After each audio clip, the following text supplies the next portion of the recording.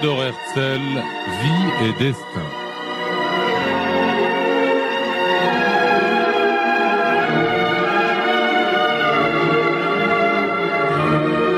Théodore Herzl, Vie et destin, une série proposée par Philippe Bocara, présentée par Shlomo Malka, collaboration Paul-Henriette Lévy, une série réalisée avec le concours du fonds Pincus.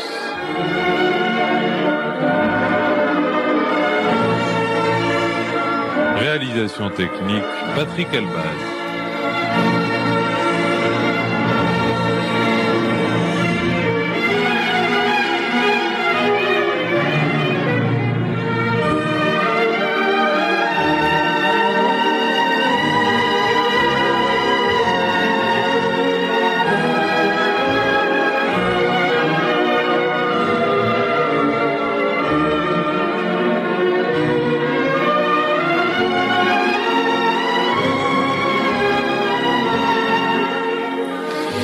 Philippe Bocara, bonjour. Nous en sommes aujourd'hui au 8e épisode. C'est l'affaire Dreyfus. Fin 1894 éclate en France l'affaire Dreyfus. Le capitaine Alfred Dreyfus est accusé de trahison militaire, une affaire qui va provoquer les passions et qui va diviser la France. On va voir comment cette affaire va avoir des répercussions importantes sur la vie et sur le combat de Théodore Herzl.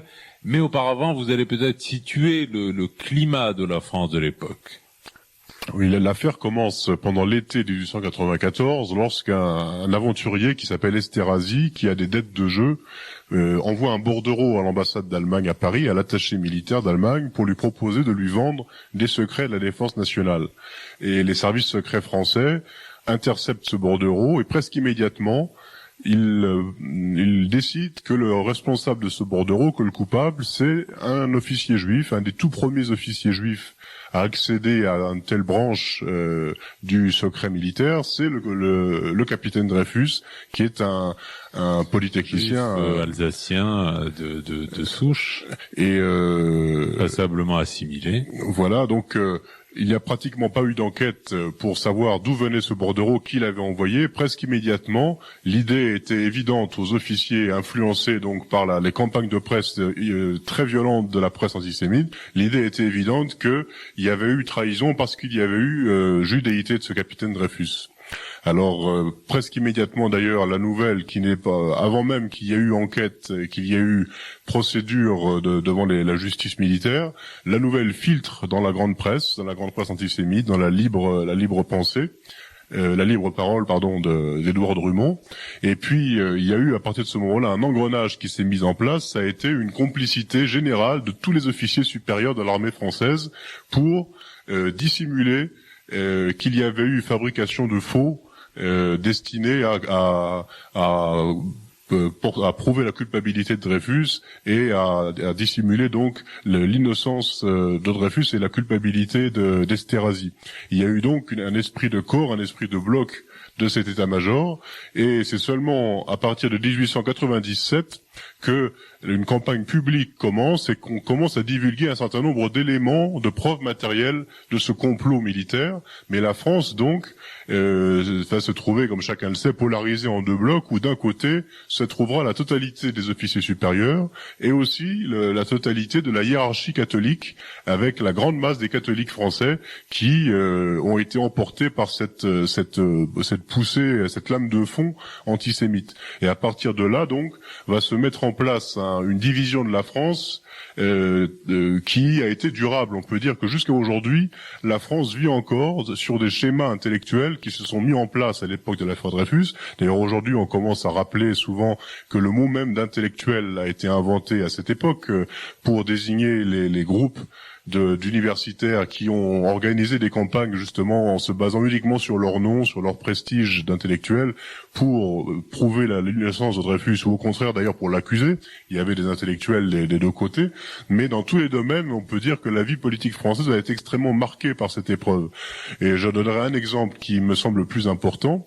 la gauche française, les milieux socialistes français étaient extrêmement ambigus par rapport au problème de l'antisémitisme jusqu'à l'affaire Dreyfus. Il y avait un puissant antisémitisme de gauche à cette époque-là, pour la raison que, pour beaucoup d'hommes de gauche, pas pour tous, mais pour beaucoup d'entre eux, les juifs étaient synonymes de l'argent, synonymes du capitalisme à l'époque, et il était donc très tentant, et même à des degrés divers d'ailleurs de violence ou d'agressivité, mais beaucoup d'hommes de gauche avaient tendance à renvoyer dos à dos les juifs et les antisémites comme étant deux expressions, deux variantes, si vous voulez, du capitalisme ou de la mentalité du système de l'idéologie justifiant le capitalisme.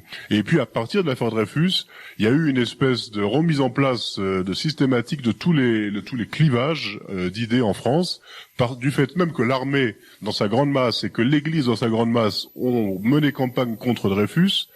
Tous les antimilitaristes et tous les anticléricaux ont été amenés presque contre leur gré à prendre la défense de Dreyfus. Ça les a amenés donc à se battre pour l'innocence d'un juif qui n'était pas du même milieu qu'eux, qui était un homme de la grande bourgeoisie, on l'a trop souvent dit d'ailleurs, on l'a trop souvent souligné, qui était un officier, quelqu'un qui croyait à l'armée, qui était un patriote.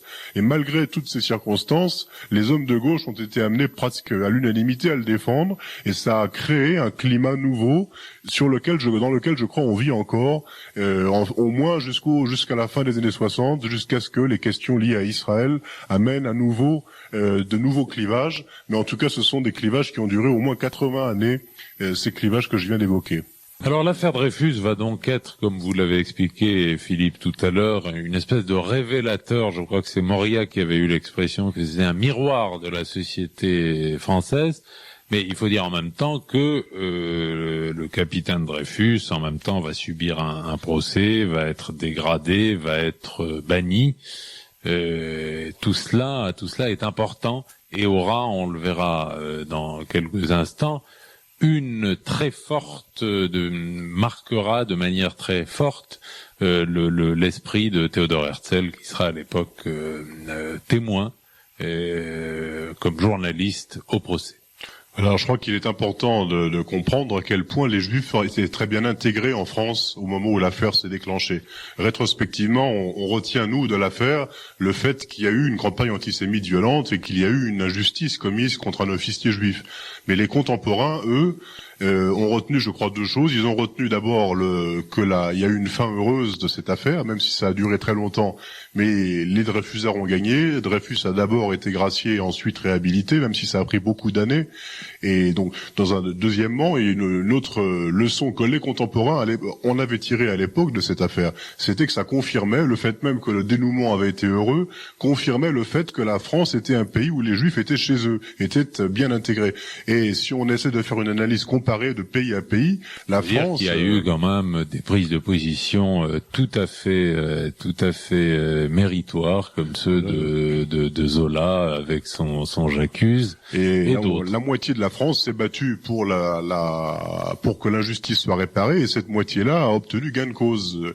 Et je pense que si on fait une analyse comparée de pays à pays, la France est le pays où, de manière très nette, les Juifs ont été le plus tôt autorisés à accéder à toutes les fonctions les plus élevées de l'université, de la politique, où il y a eu, bien avant les États-Unis, bien avant l'Allemagne, bien avant tout autre pays au monde, sauf peut-être l'Italie, qui est un cas encore plus exceptionnel, la France était vraiment un pays où les Juifs ont pu s'épanouir. Et c'est justement dans ce contexte-là que les accusations injustes portées contre Dreyfus ont fait le plus mal aux Juifs français, mais je pense qu'on aurait tort aujourd'hui de condamner un peu trop vite leur réaction timorée au début de l'affaire, puisque les historiens ont remarqué ces dernières années que la communauté en tant que telle ne s'était pas manifestée publiquement au début de l'affaire. Il y a eu des démarches privées de la famille pour essayer de prouver l'innocence du capitaine, mais il a fallu attendre 2 ans avant qu'il y ait des campagnes publiques, et ces campagnes publiques n'ont pas été menées par les Juifs, contrairement aux accusations portées par les antisémites qui parlaient d'un syndicat juif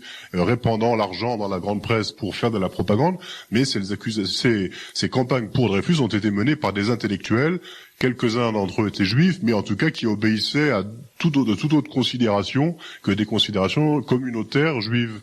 Alors, il faut avoir... C'est si vrai que Dreyfus lui-même ne mènera pas campagne pour sa réhabilitation. Voilà, c'est une des choses qui font le plus réfléchir aujourd'hui dans l'affaire Dreyfus. Ça a été cette difficulté que les Dreyfusards ont eue à avoir vraiment une sympathie humaine, personnelle pour le capitaine. À chaque étape de l'affaire, les Dreyfusards se sont dit qu'ils défendraient Dreyfus malgré lui. Ils n'avaient pas beaucoup de sympathie pour sa psychologie et en fait, les souffrances humaines qu'il a endurées ne leur importaient pas beaucoup. Il faut bien reconnaître aujourd'hui, c'était d'ailleurs la critique que Péguy, qui était un Dreyfusard de la première heure, faisait à ses camarades Dreyfusards. Il leur reprochait d'utiliser le dreyfusisme comme un véhicule dans leur combat politique contre les forces de droite, contre l'Église, contre l'armée, plus que comme une défense positive d'un homme persécuté et éventuellement d'une communauté ou d'une philosophie persécutée.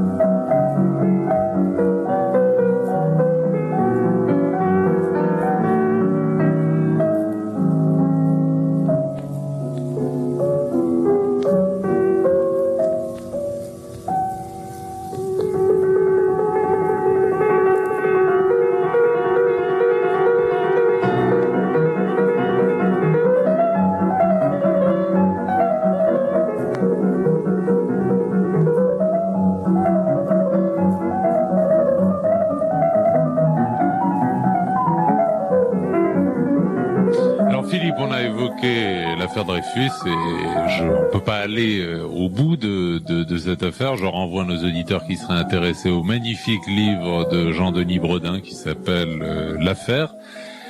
Mais ce qu'il faut dire, ce qui est important pour nous, pour ce feuilleton, c'est de savoir que dans les audiences, dans le Paris de l'époque d'abord, et aux audiences, pendant le procès Dreyfus, siège un jeune journaliste juif viennois qui s'appelle Theodor Herzl et qui est le correspondant de la Neue Freie Presse. Voilà, et c'est intéressant de voir c'est l'inverse, la Neue Freie Presse. Voilà. Déjà le 19 décembre 1894, au début du procès, Herzl est présent dans la salle. On a des comptes rendus extrêmement factuels de tout ce qui se passe. Mais ce qui est très intéressant, c'est que le 5 janvier 1895 a lieu la terrible cérémonie de la dégradation de Dreyfus dans la cour de l'hôtel des Invalides, c'est-à-dire qu'il a été condamné par la justice militaire et on lui retire ses insignes d'officier et Herzl est présent. Et c'est là que, à la sortie du palais de l'hôtel des Invalides, la foule crie mort aux Juifs. La foule crie mort à Judas, mort aux Juifs. Et il s'est passé là un détail très intéressant. Dans les articles que Herzl a écrits pour son journal tels qu'ils ont été publiés, on ne dit pas que la foule a crié mort aux Juifs, on dit que la foule a crié mort aux traîtres. Et en réalité, il semble bien que c'est la rédaction de son journal qui a un petit peu censuré ce qu'il avait écrit, qui a voulu estomper l'aspect antisémitisme violent de la réaction populaire. Puisque à l'époque, tout le monde pensait grosso modo que Dreyfus était coupable, donc le fait de crier mort au traître était simplement une espèce d'indignation spontanée et légitime contre un traître. Alors que le fait de crier mort aux Juifs au pluriel, ça signifiait qu'on associait ce traître à la totalité des Juifs qui étaient collectivement coupables et collectivement des traîtres. C'était quelque chose d'infiniment plus grave et infiniment plus significatif. Mais ce qui nous permet aujourd'hui de faire cette hypothèse, que son journal l'a censuré, c'est que dans tous les comptes rendus que Herzl donne à partir donc de cette cérémonie de la cour de l'hôtel des Invalides, eh bien, il emploie un ton extrêmement favorable à l'accusé. Il a été frappé par l'aspect de dignité, par l'aspect de sérénité, par le courage du capitaine, et il écrit même noir sur blanc que un homme du milieu de Dreyfus, un juif alsacien qui a subi la défaite de la France en 1870, qui a un sentiment patriotique aussi profond, ne peut pas être un traître. Il trouve que c'est pas plausible psychologiquement, et il commence à écrire de manière extrêmement manifeste, extrêmement vigoureuse, qu'il a des doutes sur la culpabilité du capitaine. Et cette manifestation publique de doute était extrêmement rare, extrêmement exceptionnelle, et seuls quelques hommes comme Bernard Lazare, le grand journaliste français qui va militer bientôt avec Herzl, ont eu l'originalité d'écrire cela noir sur blanc au début de 1895. Alors Philippe, demain on verra la suite des réactions de Theodor Herzl à l'affaire Dreyfus.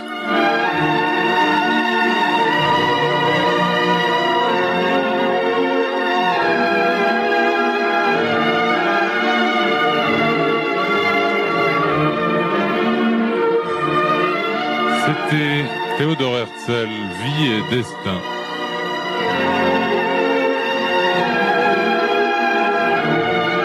Une série qui vous est proposée par Philippe Boucara.